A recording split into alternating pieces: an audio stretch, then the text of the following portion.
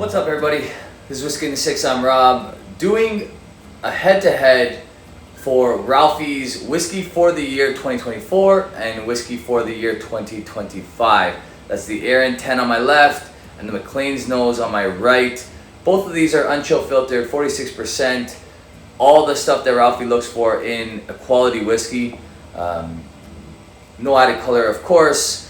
Gonna taste both of them, tell you which one I like better, tell you which one I agree with, and maybe which one I don't necessarily agree with, if at all. So let's go. Okay, so the Arran 10, just an incredible nose. Peach cobbler on the nose. It's malty, honey, vanilla.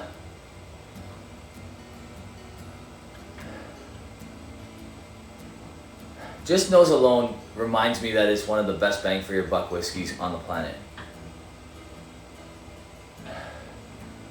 You can get this as low as $50 Canadian when it's on sale in some parts of the country.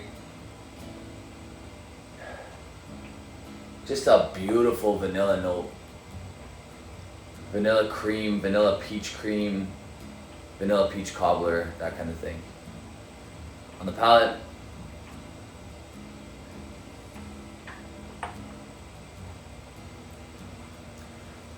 it's malty. That peach cobbler carries through, the vanilla carries through.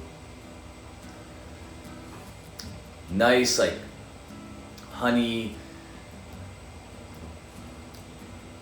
oatmeal, like honey finish, medium to long.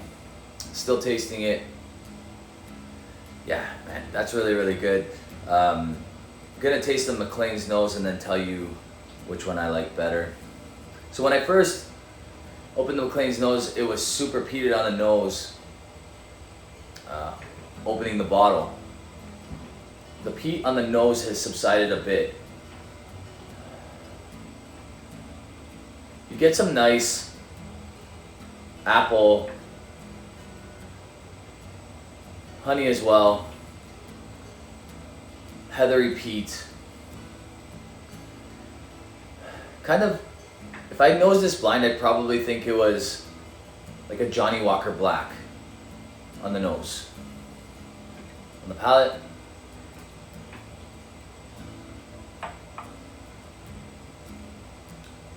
more peat on the palate. Really nice as well.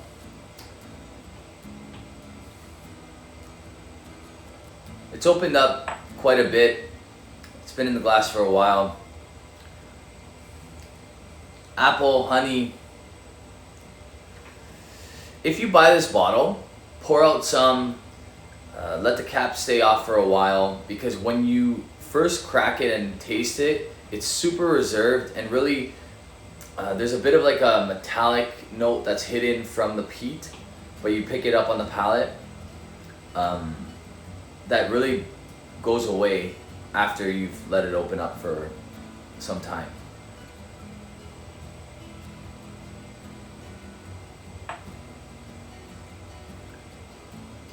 Yeah, that's good. I mean, you can't go wrong with this whiskey. I think I got it $48 at the Crown Cellars / Platina in Alberta. My boy Paul hooked me up. You can get a promo code to them below. So you can get about, I think, 10% off their regular prices. Really good stuff. Finish isn't as long as the Arran.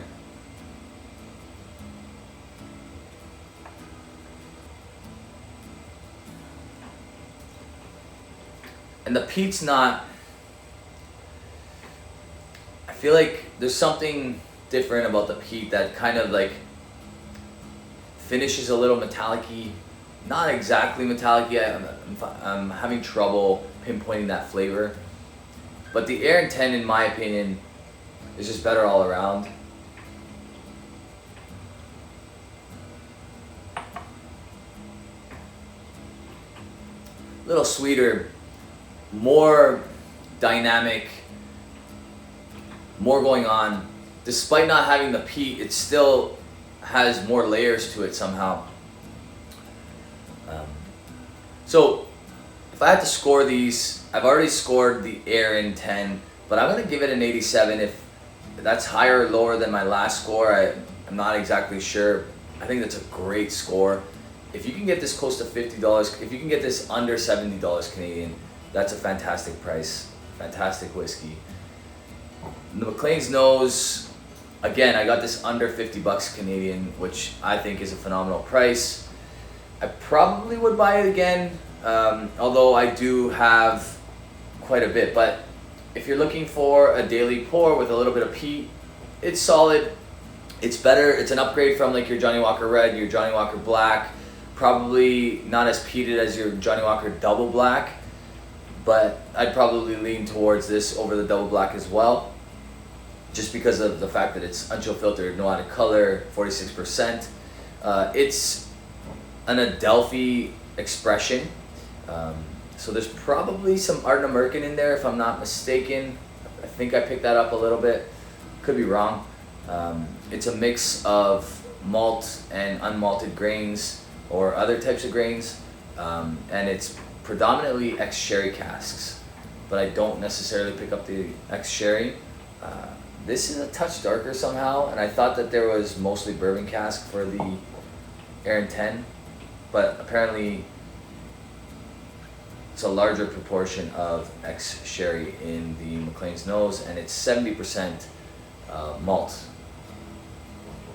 barley. So all that being said, I'm going to give the MaClean's Nose an 83. I think it's good.